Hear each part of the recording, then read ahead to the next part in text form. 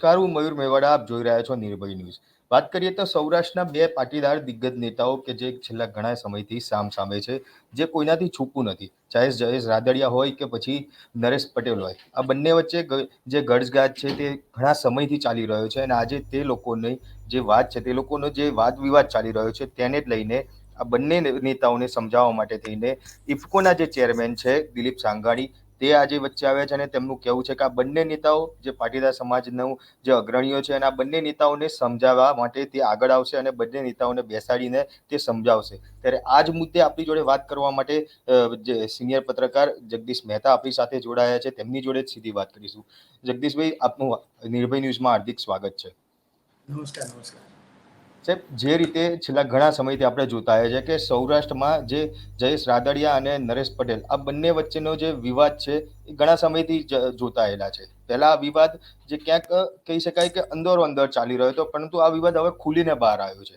જયેશ રાદડિયા છે, તેમને થોડા દિવસ પહેલા એક કાર્યક્રમની અંદર નરેશ પટેલે માય કાંગલા સુધીના શબ્દનો ઉપયોગ કરીને જે વાત છે તે કરી હતી. ત્યારે કઈ રીતે આ રાજનીતિ જોઈ રહ્યા છો? આનું પરિણામ કઈ રીતનું આવી શકે છે?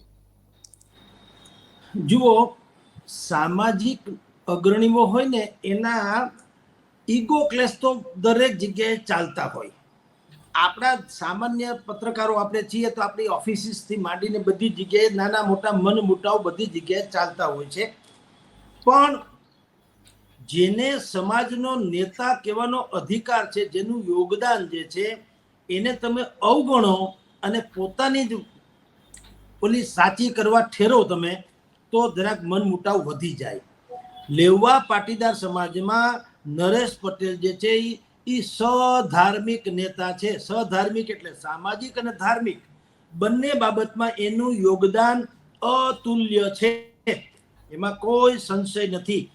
અત્યારે જે રાજકોટની બાજુમાં આપણે ખોડલધામ બનાવ્યું, એ બનાવ્યા તો એની પાછળનો નરેશભાઈનું એક જે પ્રેરણા સ્ત્રોત હતો કે જે મેઇન આઈડિયોલોજી હતી શું હતી કે ભાઈ લેવા અને કડવા આ બંને જે છે એ રામના સુપુત્રો લવ અને કુશ એના સંતાનો છે, એટલે બંને એક થવું જોઈએ. અને લેવા કડવા ભૂલી જાઓ, પાટીદાર શબ્દ રાખો અને રોટી બેટીના વ્યવહાર કરો અને બધા ટૂંકમાં એકબીજાની ડાળે ચડીને સુખી થાવ. આ એક આખું પરિકલ્પના હતી. પછી એને આયામ ગમે તે રીતે આપવામાં આવે. મેઇન વાત આ હતી કે લેવા અને કડવા એ બંને સામાજિકથી માંડીને બધી રીતે એક થાય, અને એક થાય તો એની શક્તિ વધે ઓબ્વિયસલી. હવે એ વાત હતી. એને બદલે પછી શું થાય છે કે નરેશભાઈ પટેલ એ સામાજિક સંગઠનના અને ધાર્મિક સંગઠનના વડા હોવા ઉપરાંત એણે પોલિટિકલી વાત એ મંચ ઉપરથી, નહીં તો રાજકારણ ખેલવું કે કરવું એ કોઈ પાપ નથી, પણ જે સ્થળે જે ચાલતું હોય તે થઈ શકે ને. આપણે જાણીએ છીએ મંદિરમાં કોઈ બીડી નથી પીતા, ધૂમ્રપાનથી માંડીને વ્યસન માત્ર ખરાબ છે, પણ જે પીતા હોય એને આપણે ટીકા ન કરીએ, પણ એ મંદિરમાં તો એ પીતા તો નથી ને. એને લિયાઝ જાળવે, જેને કહેવાય મર્યાદા. તો એવી રીતે કે ભાઈ તમે ખોડલધામ જે છે એ તો માં ખોડિયારનો ચાચર ચોક છે, ગર્ભગૃહ છે, મંદિર છે, એનો મહેલ છે, એનું તમે જે ગણો તે છે. આપણું સાક્ષાત એવું મંદિર છે કે જ્યાં આખો સમાજ પોતાની જેટલી પણ પીડા હોય એ ખોળો પાથરીને કહી શકે કે હે માં, અમારી આ ચિંતા છે, તું અમને એમાં શું ફળ આપી અને અમારો ખોળો ભરી દે, અમારી ચિંતા દૂર કર. આટલી સુંદર વાત કરવી જોઈએ મંદિરના મંચ ઉપરથી. પછી તમારી પાસે એટલે કે નરેશભાઈ પટેલ પાસે સરદાર ભવન સહિતના અનેકો એવા યુનિટ્સ છે, સંકુલો છે, ભવન્સ છે. ત્યાં નૈરું રાજકારણ કરો તો કોઈ વાંધો નથી. નૈરું રાજકારણ કરો, ત્યાં બીજી કોઈ વાત ન કરો, કેવળ રાજકારણ, તો પણ વાંધો નથી, કારણ કે રાજકારણ કરવું એ કોઈ અપરાધ નથી. પણ થાય છે કેવું કે નરેશભાઈ પટેલ આ ખોડલધામના પ્રણેતા છે અને લેવા પાટીદાર સમાજના સધાર્મિક નેતા, એટલે કે ધાર્મિક અને સામાજિક બંને નેતા છે. પણ એને ખોડલધામને રાજકીય અખાડામાં ફેરવી દીધો, અથવા તો ત્યાં મોટાભાગની રાજકીય ગતિવિધિઓ ત્યાંથી જ થવા માંડી, એટલે ઓર ડખો વધ્યો. અને એમાં ઇફકોમાં પેલા મેં કીધું તેમ સુસુપ્ત અવસ્થામાં ચાલતું જ હતું. પ્રત્યેક ચૂંટણી વખતે નરેશભાઈ પટેલનો હંમેશા રવૈયો ભારતીય જનતા પાર્ટીની સરકારની વિરુદ્ધનો રહ્યો હોય છે. નરેશભાઈ કે ન કે પણ આખું જગતને ખબર છે કે એનું વલણ કોંગ્રેસ તરફી છે. અત્યારે છેલ્લે તમને વાત કરું કે લોકસભામાં કોંગ્રેસને જામનગરમાં કોંગ્રેસે ટિકિટ આપી લેવા પાટીદારને, તો નરેશભાઈએ કોંગ્રેસનો આભાર માન્યો હતો કે ભાઈ કોંગ્રેસ પક્ષનો આભાર કે એણે લેવા પાટીદારને ટિકિટ આપી છે જામનગરમાં લોકસભાની. હાલાકી લોકસભાની બાકીની બધી ચૂંટણીઓમાં 2-3 ટિકિટ મળી હતી, ભારતીય જનતા પાર્ટી આપી હતી. તો એ 3નો આભાર ન માને ને 1નો માને એટલે માણસને ખ્યાલ આવી જાય કે તમારે ઊંટ જે છે ને, ઊંટને મરવાનું થાય ત્યારે એનું મોઢું મારવાડ તરફ જ હોય, ખ્યાલ આવે કે તમને શું ગમે છે. પણ એનો અધિકાર છે. નરેશભાઈને જરાય વાંધો નથી કોંગ્રેસ તરફી હોય તો શું ખોટું, ઘણા આમ આદમી પાર્ટી તરફી હોય, ઘણા અપક્ષ હોય, તો એ તો હોઈ શકે. પણ ખોડલધામના નામે જે એને ચેષ્ટા કરી કે ઇફકોના ડિરેક્ટરની ચૂંટણી હતી, એ ચૂંટણીમાં સહકારી મંડળીઓના પ્રણેતાઓ જે છે, સહકારી મંડળીના સદસ્યો, એને મતાધિકાર હોય છે. જયેશ રાદડિયામાં પૂર્ણપણે બહુમતી ધરાવનારો વ્યક્તિ હતા, પોતાની આપબેળે, કારણ કે એના ફાધરે બધું વાવેલું હતું વિઠ્ઠલભાઈ રાદડિયાએ. ગુજરાત, આ સૌરાષ્ટ્રનું જે સહકારી ક્ષેત્ર આખું છે, એ ધીંગામાં ધીંગું આર્થિક સામ્રાજ્ય છે, એક જાતનું રજવાડાને પણ ટક્કર મારે એવડી મોટી વિરાસત છે સહકારી ક્ષેત્રની. અને એ વિરાસતના રણીધણી હતા એમ કહો તો હાલે વિઠ્ઠલભાઈ રાદડિયા. અને એને પોતાના બલબૂતા પર ઊભું કર્યું છે. એને આઉટ ઓફ વે જઈને હજારો લોકોને અનેકો ગણી મદદ કરી છે. અડધી રાત તો હોકારો હતા વિઠ્ઠલભાઈ, જે આજે જયેશભાઈ પણ છે. હોકારો અડધી રાતનો એટલે શું, કોઈ દી કાયદા કાનૂનને ઈ ન આડોશમાં રાખે. તમે કે હું ધારો કે દાખલો છે કે તમારા મારા જેવા માણસ જો જયેશભાઈ એટલે કે વિઠ્ઠલભાઈની પાસે જતા હોય કે ભાઈ અમને આટલી મદદની જરૂર છે, કોઈ હિસાબે મેળ પડે, તો એ ક્યારેય એમ ન કહે કે તમે કોઈ સહકારી મંડળીના સદસ્ય છો કે કેમ, તમે એના સભાસદ છો તો તમારી પાસે એના શેર છે કે કેમ, તમે આટલી ડિપોઝિટ કરાવી છે કે કેમ, તમે આટલા વર્ષ જૂનું, એવી કોઈ પીંજણ નહીં. એ આપણે જેમ ખીચામાંથી હાથ નાખીને કોકને 500-200 આપી દઈએ એવી રીતે બોલો, તમારી શું જરૂર છે. એને એમ લાગે કે માણસ લાયક છે એટલે એ આઉટ ઓફ વે જઈને મદદ કરતા. આપની જાણ ખાતર જયેશભાઈ રાદડિયા અત્યારે જામકંડોરણા પંથકમાં એક એવી ગૌશાળા નહીં પણ એવી એક પશુશાળા ચલાવે છે. નકરા એમાં કોણ છે, બળદે નહીં, હાંડ જેને કહેવામાં આવે છે, એવા લોકો કે એ બળદ તરીકે નહીં, એને તો કાયદેસરનું શું કામ આપણે જાણીએ. હવે ઈ હાંડ લોકો, હવે ઈ મરી જાય, બળદ પણ નહીં અને સાંડ જેને કહેવામાં, એ વાત કરું છું. એવા લોકોને હજારો લોકો એવા પશુઓ હજારો છે જેને નિભાવે છે. બોલો એનો બીજો નહીં તો શું ઉપયોગ, નહીં તો શું કરે લોકો, જ્યારે એનો ઉપયોગ ખતમ થઈ જાય ત્યારે લોકો એને રઝળતા મૂકી દે અને પછી બુદ્ધિપૂર્વકના લોકો જે માંસાહારી છે એ લોકો એને લઈ જાય કાપીને ખાઈ જતા હતા. જયેશભાઈ રાદડિયાએ ગૌશાળા તો હવ બનાવી તો હોય જ, કન્યાશાળા છે, ગૌશાળા છે, કુમારશાળા છે, ઘણું બધું છે. પણ એક આવી પણ એને રાખી છે, એક ગૌશાળા જેવું કે જેમાં હાંડને રાખવામાં આવે છે ને એ હજારોની સંખ્યામાં છે. તો હું તમને વાત એ કરું છું કે આ જયેશ રાદડિયા ગ્રાસ રૂટ લેવલના માણસ હતા. હવે એને તમે ખોડલધામમાંથી ફોન કરાવડાવો બધાને કે ભાઈ જયેશભાઈને ઇફકોમાં ડિરેક્ટર તરીકે ચૂંટવાના, મત આપવાના આપણે થતા નથી. આપણે તો ગાંધીનગરથી જે લોકોની ટિકિટ મેન્ડેટ જેને કહેવામાં આવે છે, ગોતા, તો મેન્ડેટ જેને આપવામાં આવ્યો છે ભારતીય જનતા પાર્ટીએ, આપણે એને મત આપવાના છે. એવું જો ખોડલધામમાંથી કહેવામાં આવે તો જયેશભાઈને ખોટું ન લાગે એવું તો કોઈ દી બને જ નહીં. કારણ કે એ જયેશભાઈ અનાજ જ ખાય છે અને આ દુનિયામાં જ રહે છે. તો એટલા તો એ નિર્બળય નથી, કારણ કે પોતિકા બળબૂતા ઉપર ઊભું કર્યું છે. એટલે જે અત્યાર સુધી સુસુપ્ત અવસ્થામાં એટલે સમાજ લેવલે જે ચાલતું હતું યુદ્ધ, એ હવે પછી જગ જાહેર થઈ ગયું. કારણ કે પકડાઈ ગયા. અહીંયા ખોડલધામના ટ્રસ્ટી તરીકે ભાઈ હતા, કુંભાણી કે ભીમાણી, ભૂલી ગયો નામ ખાલી, એણે બધાને ફોન કરીને કહી દીધું કે ભાઈ આપણે આ વખતની ચૂંટણીમાં અમિતભાઈ શાહ જે છે એના કૌટુંબિક એવા બિપિનભાઈ ગોતા કે સમથિંગ નામ, તો એને મત આપવાનો છે, જયેશભાઈને નહીં. એ વાતની જયેશભાઈને ખબર પડી, પણ જયેશભાઈ પાસે તો પોતાની પાસે એટલા મત તો હતા જ, એટલે એ જીતી ગયા. જીતી ગયા પછી તો એને જીત્યા હતા, પહેલા જીત્યા હતા, અમિત શાહ અહીંયા આવ્યા હતા ને જોઈ ગયા, એને ખબર પડી ગઈ, એને પૂછી લીધું. તો જયેશભાઈના ઘરે આવ્યા હતા લોકસભાની ચૂંટણીમાં, એને કીધું તમે જીતી જાવ એમ છો? જયેશભાઈ કીધું 100% જીતવાનો છું, કોઈ પ્રશ્ન નથી, તમે કહેતા હો તો પછી પક્ષની આબરૂ જાય માથાકૂટ થાય ને કહી દઉં, હું હટવાનો નથી. અમિત શાહે કહી દીધું લડી લ્યો તમે તમારે, મારા આશીર્વાદ છે તો ચાલે. તો કહેવાનું તાત્પર્ય એ છે કે હવે આ બે દ્વંદ્વ યુદ્ધ છે એમાં ઈ બે તો મોટા માથા છે, સમજી લો, બેમાંથી એક કમ નથી. ભાઈ નરેશ પટેલ એ પણ આર્થિક રીતે ભગવાનની દયા છે, કોઈ ખામી નથી, 70 પેઢી સુધી ખૂટે નહીં એટલું છે. વળી સમાજમાં ઉપડે ની એવા છે, કારણ કે એનું સમાજમાં બહુ સારું યોગદાન છે. વળી એની પાસે ખોડલધામ જેવું તીર્થધામના પણ પ્રણેતા હોવાનું એની પાસે બિરુદ છે. તો એમાં બીજી કઈ ખૂટ નથી, એને કઈ લઈ નથી લેવું નરેશભાઈ, એ પણ હકીકત છે. કોઈ આમાંથી 5 રૂપિયા કમાઈ લેવા એવી કોઈ વાત નથી, કેવળ સોશિયલ સ્ટેટસ, સામાજિક જે છે એનો દરજ્જો અને રાજકીય મોભો, આ બે જ વસ્તુ નરેશભાઈની પીપાસા એમ કહો તો હાલે, એની પ્યાસ શું છે, આ બે વસ્તુની છે. સામે પક્ષે જયેશભાઈ એમ કે છે કે તમને પણ અધિકાર છે, પણ ખુલ્લા પ્યાર કરેંગે હમ દોનો. તમે છાતી ઠોકીને આવો તો વાંધો નથી, પણ તમે લાજ કાઢીને પછી મખમલનું આમ તમે અહીંયા માથે તમે મખમલનું રાખો અને અંદર લોખંડનો મૂકો મારીને એમ કરો, એ ધંધો બંધ કરી દો. ખુલ્લે આમ કહી દો એટલે મને કઈ વાંધો નથી, કારણ કે લેવા પાટીદારમાં અનેક લોકો રાજકારણમાં છે, તો તમે વેલકમ આવો, ભલે તમારી વિચારધારા અલગ હોય, પણ તમે ઓપનલી કયો અને ધર્મની બેઠક બધી કયોમાં. આમ બંનેની લડાઈ થઈ. હવે આ બંનેની લડાઈમાં શું છે, નરેશભાઈની અસમંજસ ભરી પરિસ્થિતિના કારણે લેવા પાટીદાર પોતે એ હાંસિયામાં ધકેલાઈ ગયો. એક જમાનામાં લેવા અને કડવા પાટીદારનો દબદબો એવો હતો કે એના વગર રાજકારણનો ર એ બોલી શકાતો નહીં. જેને સત્તા ઉપર રહેવું હોય એને આ બંનેને થાબડ બનાતો કરે છૂટકો હતા. એને બદલે પછી ખબર પડી ગઈ કે આમાં તડમતડા થયું છે, અને વિકાસ નામની એક રાજનીતિ એવી આવી કે વિકાસની કોઈ જ્ઞાતિની ને કોઈ જ્ઞાતિ વિકાસ વગર હાલે નહીં.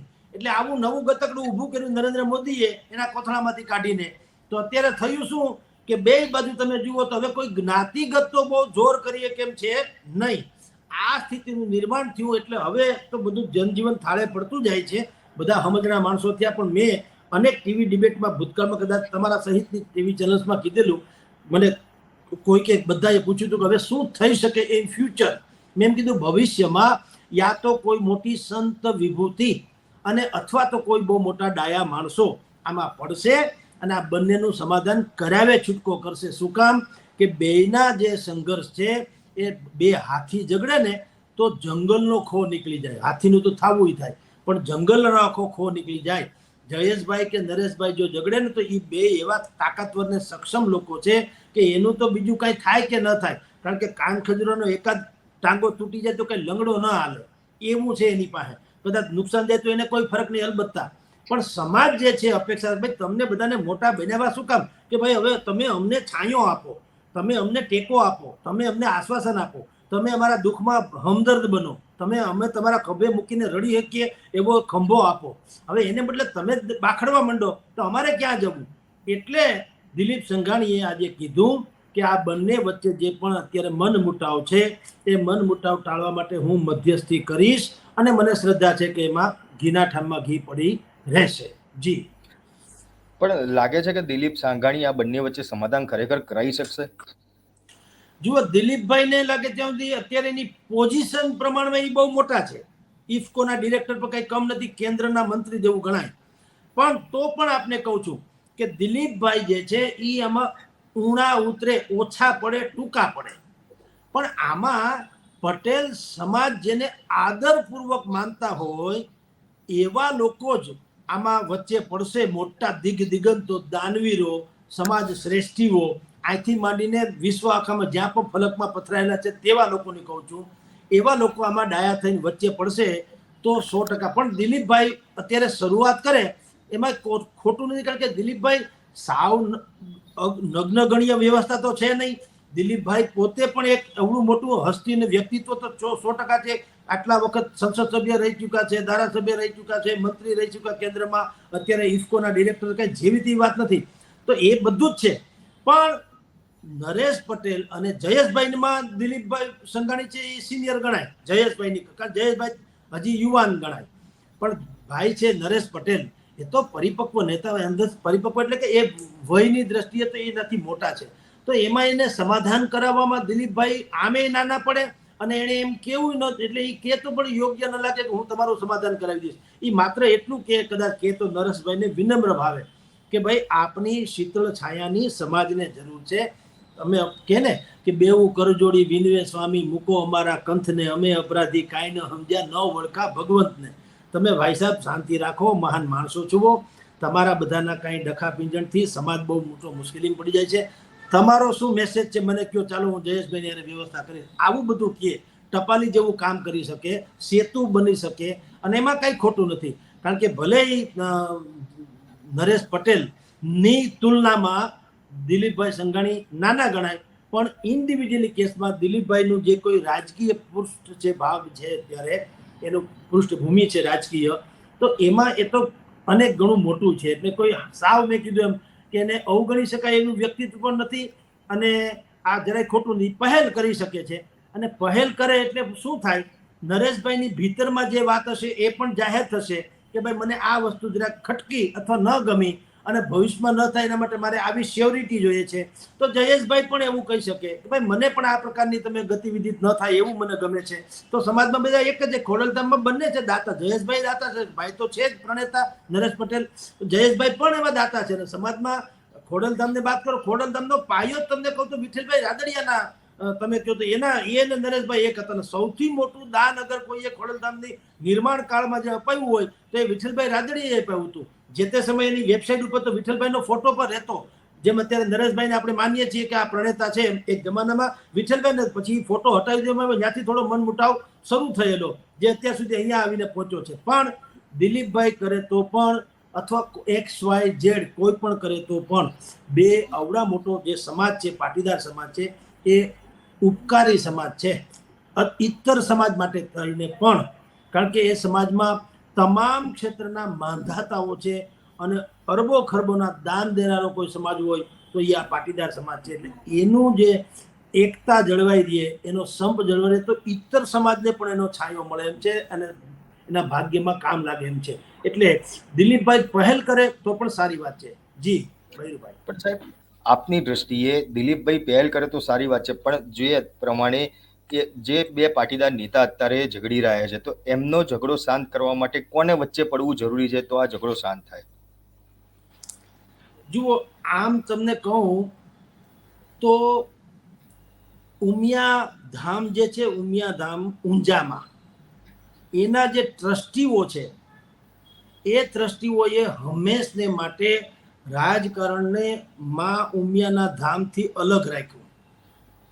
ઊંઝામાં જે ઉમિયા ધામ છે ત્યાં ગમે તે મિનિસ્ટર હોય, ભલે પાટીદાર સમાજના જ હોય, પણ ત્યાં એમ કે પરસોત્તમભાઈ રૂપાલા આવ્યા તો જાણીતા સાંસદ સભ્ય અથવા તો કેન્દ્રના ફલાણા મંત્રી શ્રી ફલાણાભાઈ, સોરી, ત્યાં જેટલા પણ મંચ ઉપર ગર્ભગૃહમાં પધારીને એનાઉન્સમેન્ટ કરવાનું થાય તો પણ આમ જ થાય કે મા ઉમિયાના ભક્ત એવા શ્રી ફલાણાભાઈ, ધેટ્સ ઓલ. એનું પાછળના વિશેષણો ગમે તેટલા હોય એ પણ લાગુ ન પડે.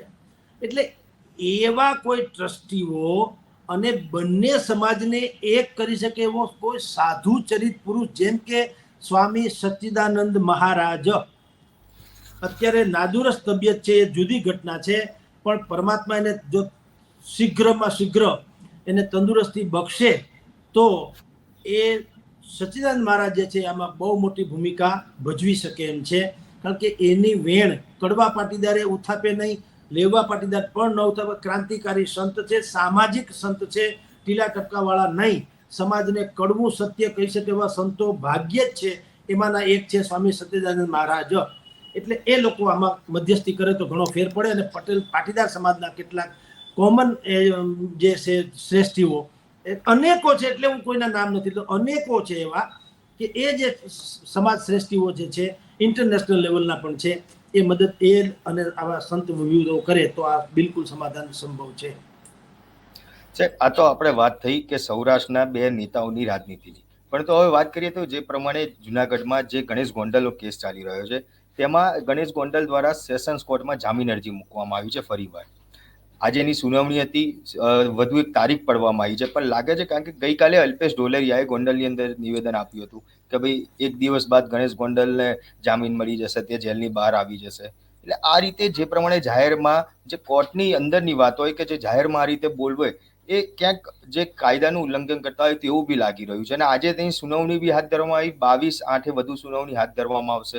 શું લાગે છે કે હવે ગણેશ ગોંડલને જામીન મળી શકશે ખરી?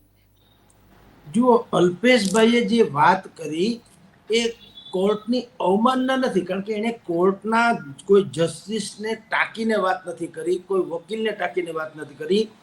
આપણે જે રીતે અંધારું થાય અને આપણે માનીએ છીએ કે ભાઈ બરાબર અંધારું થઈ ગયું, મેઘ કદાચ નજીકના વરસાદ આવે એવી સંભાવના થઈ ગઈ, જો ઘટાટોપ વાદળો થઈ ગયા છે એટલે એનો અર્થ એમ છે કે વરસાદ આવશે. તો એ જે ધારણા કરવી ખોટું નથી. એમ જે ગતિવિધિ ચાલતી હોય કોર્ટમાં, જે વકીલ થ્રુ ગતિવિધિ ચાલતી હોય, તો એ ગતિવિધિના આધારે એની વાત તો એ કરી શકે કે જે મુવમેન્ટ ચાલી રહી છે ને જે મુદ્દા કેટલાક પકડાઈ ગયા હશે વકીલ થ્રુ, તો કાયદામાં દરેક પ્રકારની જોગવાઈ હોય છે ને. દરેક પ્રત્યેક આરોપી હોય તો પણ એણે પોતાની જાતને નિર્દોષ કરવાના છેલ્લામાં છેલ્લી તક આપવામાં આવે જ છે કે ભાઈ તમને હજી છૂટ છે. તમારે કઈ એમ ન લાગવું જોઈએ કે કોઈ નિર્દોષને ફાંસી થઈ ગઈ અથવા તો સજા થઈ ગઈ. 100 ગુનેગાર ભલે છૂટી જાય, એક અપરાધી ન છૂટવો જોઈએ, એક નિર્દોષને કઈ અપરાધ ન થવો જોઈએ કે ફાંસી ન થવી જોઈએ. એ જે આપણું આઈડિયોલોજીકલી વાત છે ન્યાયતંત્રની, એ વાતને ટાંકીને કહો તો અલ્પેશ ઢોલરિયાએ વાત કરી કે એકાદ બે દિવસમાં એને, અર્થાત એણે ભલે ઉત્સાહમાં કહી દીધું પણ એનો અર્થ એમ નથી કે પેપર ફૂટી ગયું. કારણ કે એણે ક્યાં કીધું કે મને અદાલતમાં ફલાણા જસ્ટિસે કીધું. એણે એમ કીધું જે ગતિવિધિ ચાલે છે એ જોતા એમ લાગે છે કે ભાઈ હવે થોડાક સમયમાં એ બહાર આવી જશે. શું કામ કહી શકે એ આપને કહું. જે રીતે ગણેશભાઈ ગોંડલ સાથે રાજુ સોલંકીનો ડખો થયો, ઝઘડો થયો, એમાં પછીથી પહેલા શરૂઆતમાં બધાને એમ લાગ્યું, જેને સમાજને જેને ખબર નહોતી એની વાત કરું છું, એને એમ લાગ્યું કે ઓહો એક દલિતનો યુવાન હતો, એ ભાઈની સાથે શું વળી અથડાઈ ગયો, ત્યાં તો બધાએ એનું અપહરણ કર્યું, મારી તોડી નાખ્યો, હાહાકારમાં વગેરે વગેરે. એટલે આખા સૌરાષ્ટ્રની સિમ્પથી અથવા તો જેણે આ સમાચાર વાંચ્યાની સિમ્પથી બધી સ્વાભાવિક રાજુ સોલંકીના પરિવાર તરફ ગઈ કે ભાઈ આ બિચારા દલિત છે ને આવી રીતે હેરાન કરી તો ન ચલે, ભલે બાપુ ગમે હોય પણ આમ તો ચાલતું હોય છે વગેરે વગેરે.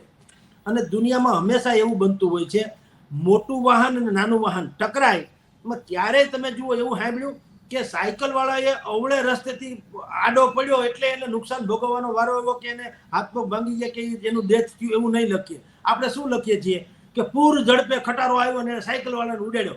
એ સવારે ઘરેથી નીકળે એને નક્કી કરી નીકળે કે આજે સાયકલ વાળાને ઉડાડી દેવો, એવું હોય કોઈ દિવસ? કોઈ મૂર્ખ છે કે કોઈ એકબીજાને ઉડાડવા નીકળે? પણ તમે પણ ભૂલ કરતા હોય ને, સામે નાનું વાહન વાળા ભૂલ કરતા હોય તો પછી તો બનવા કાળ બધું બને. એટલે દરેક કેસમાં દરેક વસ્તુ સાચી નથી હોતી. એમ આ કેસમાં ગણેશભાઈની યારે ઝઘડો થયો તો તૈયાર એટલા પૂરતી સાચું હતું કે છોકરો એને ભટકાણો, પછી એને અપહરણ થયું, એફઆરઆઈમાં જે નોંધ છે એ પ્રમાણે હોય તો, કે એને માથાકૂટ થઈને મારકૂટ થઈને જે કંઈ થયું ત્યાં સુધી બધું સાચું હતું. પણ પછી જેમ જેમ તપાસ ખુલી અને રાજુભાઈ સોલંકીએ પછીથી શું કર્યું, એણે બધા લોકોને ભેગા કર્યા, સમાજને ભેગો કર્યો હોત તો વાંધોય નહોતો, કારણ કે એ તો કરી શકાય. પણ પછી એણે અંદરખાને કોંગ્રેસનો સાથ લીધો, નનામો બાબા સાહેબ આંબેડકરના પૌત્રને પણ અહીંયા નોતર્યા જુનાગઢમાં, અને એને પણ કીધું કે આપણે આમાં તમે લડત અપનાવો કારણ કે આ દલિત વિરોધી આપની માનસિકતા છે વગેરે. પછી આ બંનેનો સાથ તો હતો જ હતો, પરંતુ જે જયરાજસિંહ જાડેજા બાપુ જે છે એના જે રાઇવલ છે એનો પણ ભીતરથી અંદર રીતે, જેને કે જાહેરમાં કાંઈ નહીં એવી રીતે એનો સહયોગ લીધો. એટલે ટૂંકમાં પછીથી તો એણે બાકાયદા કેમ્પેન શરૂ કર્યું. એટલે એક પીડિત પરિવાર નહીં, હવે એક સમાજને રૂવે ને એ પછી સીન સપાટાની જેમ આવ્યું કે ગોંડલ સુધી તમે આવો હજારોની સંખ્યામાં બાઇક લઈને. ભાઈ જો તમે ગરીબ માણસ હો, તમે દલિત હો, તમે પીછડા હો, તમે શોષિત હો, પીડિત હો, વંચિત હો, તો તમારી પાસે તમારી પાસે હજારો સાયકલ ઉમટી પડે ને તમારે અહીંયા માંડવા નખાઈ જાય ને સભાઓ થઈ જાય ને જમા કરાવવાની વ્યવસ્થા થઈ જાય, એ બધું ક્યાંથી થઈ જાય? એનો અર્થ એમ છે કે તમે કયો છો એવા તો નથી જ કમસે કમ. અને આ બધું હોય એ ભલે પાપ નથી, પણ તમે જે લોકોની સહાનુભૂતિ જે પહેલા હતી કે ઓહો આ બિચારા ગરીબ માણસને માર્યો, એવું નહીં, બધાને ખ્યાલ કે આ કંઈ કમ તો નથી એવી પહેલા ખબર પડી. પછી પોલીસ તપાસ થઈ, પોલીસ તપાસમાં એને ગુસ્સી કોર્ટ પર શું કામ કે એને ખબર પડી કે આસપાસના વિસ્તારમાં જુનાગઢના પ્રદીપ સિનેમાની આસપાસના વિસ્તારમાં જ્યાં લોકો સોલંકી પરિવાર રહે છે ત્યાં તપાસ કરતા પોલીસને જાણવા મળ્યું બધું કે અહીંયા તો મોટા ભાગના વિસ્તારોમાં લોકો પાસેથી આને ખંડણીઓ ઉઘરાવી છે, મકાન ને જમીન બધા પચાવી પાડ્યા છે, યા તો લખાવી લીધા છે, જે કાંઈ ગણો તે. અને ગઈકાલે કે પ્રમ દિવસે તપાસ કરી 116 જેટલા દસ્તાવેજ મળી આવ્યા. હવે આ કઈ મેં તમને કીધું એમ કે ગણેશભાઈની સાથે ડખો થયા પછીથી કઈ ખંડણી શરૂ નથી કરી. રાજુ સોલંકી આણી મંડળી જે કરતા હશે તો પહેલેથી કરતા હશે, પણ આપણે એક શબ્દ હંમેશા પ્રયોજીએ છીએ શબ્દ શું છે? રાજકીય ઈચ્છા શક્તિ. ઈ શું? ઈ આ કે પહેલાય તમને એટલે કે તંત્રને ખબર જ હતી કે રાજુ સોલંકી પણ ઓછી માયા નથી, પણ દરેકને પોતાનો ઉપયોગ કરવો છે. એને ઉપયોગ થાય તો તમારા 18 વાંકા હોય તો એ વાંધો નહીં, તમે રૂપાળા, પણ તમે નડો કઠો તો તમે, એટલે તુમ અગર મુझको નો ચાહો તો કોઈ બાત નહીં, કિસી ઓર કો ચાહો તો મુશ્किल होगी. ઈ આમાં લાગુ પડે કે તમે હવે કોંગ્રેસને સાથમાં લઈ, તમે બાપુના રાઇવલને સાથમાં લઈ, સમાજના નામે તમે જો અમારી એટલે કે ભારતીય જનતા પાર્ટીની ઉપર જ એમ કે જો તમે જો ચડી બેસવા માંગતા હોય તો લ્યો આ તમારા કૌભાંડ ખુલ્લી નાખીએ, પતી ગયું. એકાએક 116 ફાઇલે મળી ગઈ ને બધા ખંડી બંડીને બધું જે છે હમણાં નિવેદનો લેવાઈ જશે, સાક્ષીઓ આવી જશે અને લાકડા જેવી ચાર્જશીટ ફાઇલ થઈ જશે. ગુસ્સી કોર્ટનો કાયદો એવો થાય ખતરનાક કે નજીકના ભવિષ્યમાં તો તમને 2-3 વર્ષ તો કમસે કમ ક્યાંયથી તમને જામીન મળે નહીં, કારણ કે તમે ઓર્ગેનાઇઝ ક્રાઇમ કરી રહ્યા છો. અનાયાસે તમે ગુંડા નથી બન્યા, અથવા તો ભૂલથી કોકની એને ભટકાઈ ગયા અને કોકને 2 બોહટ મારી લીધી, એવું નથી. તમારો તો ધંધો જ છે, તમે તો બુદ્ધિપૂર્વક આ કામકાજ કરો છો. એવું હવે પ્રસ્થાપિત થઈ જશે, અને થઈ જશે એટલે ઓબ્વિયસલી ઓલા જે કેસ આની સામે થયો છે ગણેશની સામે, તો ત્યારે મેં કીધું પેલી વાતથી થયેલો કે ભાઈ એક પીડિત પરિવાર, દલિત પરિવાર વગેરે વગેરે. તો હવે ખબર પડી કે આ ઓછી માયા નથી, એટલે એની તીવ્રતા ઘટી જાય કે જ્યારે કે આ ભાઈ પણ ઓછી માયા નથી, એટલે સંભવ છે કે એણે પણ પોતાનો રૂતબો જાહેર કરવા માટે થઈને આની સામે એટ્રોસિટીથી માંડીને ગમે એ ફરિયાદ કદાચ ખોટી પણ કરી હોય, કારણ કે અમે એટ્રોસિટીની ફરિયાદ તો કંઈક સાક્ષી બાક્ષી જોઈએ એવા દુનિયાભરના નીતિ નિયમો છે. એટલે એ બધામાં જે કાંઈ એમાં કાયદા કાનૂનમાં છટકબારી ગણો તો એ અને છૂટછાટ ગણો તો તે, જે કાંઈ હશે એને વકીલ એની રીતે મૂવમેન્ટ કરતા હોય. અને આ જે ભાઈ તમે કીધું અલ્પેશ ઢોલરિયા, એ બધાની પાસે એ તો મોટા માણસો છે, એમ તો કંઈ કમ નથી, દરેકની કોન્ટેક્ટ હોય છે, એટલે એણે જાણ્યું હોય કે ભાઈ સંભવ છે કે આ રીતે કદાચ એને છૂટ મળી જાય, એટલે એ ન્યાયે એણે કીધું હોય કે હમણાં એકાદ 2 દિવસમાં એમ કે ગણેશભાઈ પણ આપણી વચ્ચે આવશે, એકાદ 2 દિન, ભલે તમે કીધું 22 તારીખની તારીખ પડી તો 22 ગણો કે 25 ગણો, હવે 1-2 વખત થશે, પણ બુદ્ધિપૂર્વક ટૂંકમાં છૂટી જાય એવી જામીન ઉપર એવી સંભાવના છે. એટલે આ રીતે આખું પ્રકરણ ચાલી રહ્યું છે મિત્ર. પરંતુ જે રાજુ સોલંકીના પત્ની છે હંસાબેન સોલંકી, તેમના દ્વારા હાઈકોર્ટ છે, ત્યાં જુનાગઢ સેશન્સ કોર્ટ છે, તમામ જગ્યાએ અરજી ગઈકાલે એક દાખલ કરવામાં આવી છે કે ક્યાંક સેટિંગ કર્યું હોય કોર્ટમાં, એવી જે શંકા વ્યક્ત કરતી અરજી છે તે દાખલ કરવામાં આવી છે. એમાં એવું છે કે કહેવાય છે, પણ હવે એમાં જો અને તો છે, અને કહેવાય છે એટલે એને કંઈક અદાલત તો પુરાવા સાથે ચાલે. વચ્ચે કોઈએ ખબર નહીં ક્યાં શું, પણ એવી એક વાત આવી હતી કે રાજુ સોલંકીના પત્નીએ ₹2 કરોડ લઈ અને જયરાજસિંહ બાપુ હારે સમાધાન કરી લીધું છે, અને હવે એ પાછી એટ્રોસિટી સહિતની જે કંઈ છે એ કે કદાચ પાછી ખેંચી લે તો બાપુના દીકરા જે છે છૂટી જાય. હવે એવો એક વિડીયો, પછી એક કોઈ ભાઈ એના વતીથી એનો વિડીયો મેં સાંભળેલો છે કે ભાઈ આવું એક વાત બજારમાં ચાલી રહી છે, અથવા તો કોઈક માણસ કરી રહ્યું છે, તો એ બેન પોતે બેઠા હોય છે, રાજુભાઈ સોલંકીના પત્ની શ્રી, અને એ ભાઈ પોતે કહે છે કે આવું લેશ માત્ર નથી, અમે કોઈ પાવલું લીધું નથી, કોઈ સાબિત કરી દેશો તો અમે એની અમે એક્શન લેશું, અને અમે ક્યાંય આવું સમાધાન કરવા માંગતા પણ નથી. આવી વાત એણે કરી છે. પણ એ એટલા માટે કે બાપુ એટલે કે જયરાજસિંહ બાપુને તન મન ધનથી બધા એને ઓળખે છે, એની પાસે સામ દામ દંડ ભેદ બધું છે. એટલે હવે ન હોય ને તમે તુક્કો મારો તોય સાચું પડે કે બાપુએ કંઈક સેટિંગ કરી લીધું 2-5 કરોડ રૂપિયા, તો કોઈ ખોટું ન માને. શું કામ? બધો એનો ઇતિહાસ ભૂગોળ જાણી કે કદાચ હોય બી ખરું એમ, પણ એમાં કોકે હિત શત્રુએ બુદ્ધિપૂર્વક વાત આવી કરી હોય કે ભાઈ રાજુ સોલંકીના પત્નીને 2 કરોડ રૂપિયામાં આવી ગઈ. તમને ખબર હોય તો વચ્ચે રાજેશ ચુડાસમાને જે ડખો ચાલતો હતો લોકસભાની ચૂંટણી વખતે, ત્યારે આવી વાત આવી હતી, તમને ખબર હોય તો, કે ગિરીશ આપણે વેરાવળમાં જે લોહાણા રઘુવંશી ડોક્ટર ચગ એનો જે આપઘાત કેસ ચાલતો હતો, તો ત્યારે એવી વાત આવી હતી કે ભાઈ રાજેશ ચુડાસમાની સાથે એના છોકરાએ ડોક્ટર ચગ જેને આપઘાત કરી લીધો, એના દીકરાએ એમ કે કરોડો રૂપિયા લઈને સમાધાન કરી લીધું. આવો મીડિયા જાય તો પછી બિચારે પોતે જાહેર કરવું પડ્યું કે ભાઈ આવું કાંઈ છે નહીં, મેં પાવલી લીધી નથી, સમાધાન કંઈ કર્યું નથી. એટલે હવે અત્યારે આ દુનિયા એવી છે વિડીયો વાળી કે ટૂંકમાં યુનિવર્સિટી જેને કહેવાય ને વોટ્સઅપ યુનિવર્સિટી, એમાં એટલું બધું સિલેબસ વગરના બધા વિષયો ફેલાઈ જાય છે કે સાચું હું ને ખોટું હું એ કલ્પવું અઘરું થઈ પડે. એટલે એવી બેને જે કાલે ચોખવટ એટલા માટે એને કરવી પડી કે એના વિશે એવી વાત આવી હતી કે ભાઈ 2-5 કરોડ રૂપિયા લઈને એને સમાધાન કરી લીધું, પછી એને ચોખવટ કરી કે આવું કાંઈ છે નહીં. અદાલતને એને કાંઈ લેવા દેવા નથી સાહેબ. અદાલત આવા કોઈ વિડીયો ને એની હારે કંઈ એને કંઈ લેવા દેવા, એ તો એફઆરઆઈ ને ચાર્જશીટ જેને કહી શકાય એના આધારે જ ચાલે. અને ચાર્જશીટમાં જે વાત હોય એના પાછા પુરાવા હોય, એમને કે ચાર્જશીટ મૂકી શકાતી નથી, એટલે એના આધારે ચાલે. આ બધી જે છે આપણી યુનિવર્સિટીમાં ગોકીરો કરવાની વાતો છે.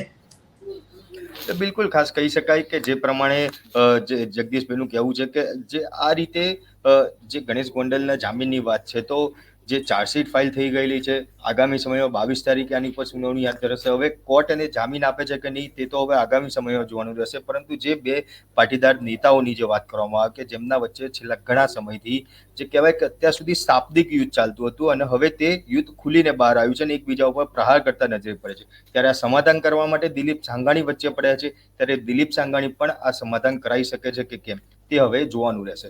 આપ શું માનો છો તે કોમેન્ટ બોક્સમાં જરૂરથી જણાવજો અને અમારી નિર્ભય ન્યૂઝ ચેનલને લાઇક, શેર અને સબસ્ક્રાઇબ કરવાનું ભૂલશો નહીં. આભાર.